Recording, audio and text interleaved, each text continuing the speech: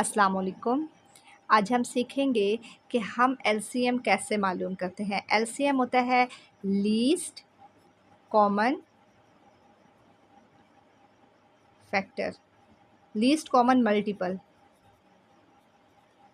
ठीक है। क्वेश्चन है 4x square comma 8x cube Y का स्क्वायर।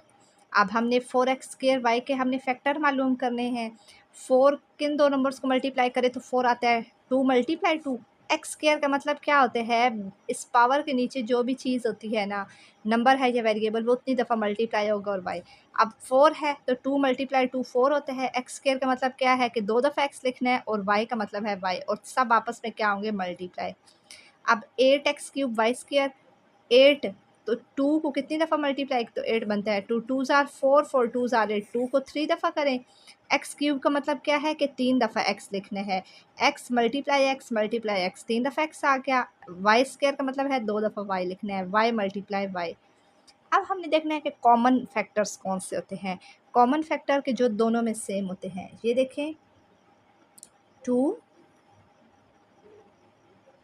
और ये 2, एक्स 2 दफ़ा है, ये एक दफ़ा ये एक्स ले लेते हैं और एक दफ़ा ये एक्स ले लेते हैं, और एक दफ़ा वाई आ गया हमारे पास कॉमन।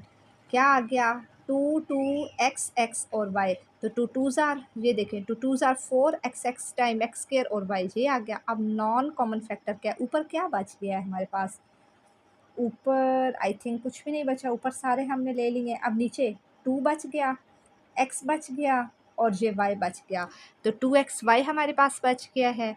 तो अब एलसीएम का फार्मूला ये आपके पास होता है, याद रखना है, common factor multiply non common factor. Short form में मैंने लिखा है, आप कंप्लीट लिखना चाहें तो लिख सकते हैं।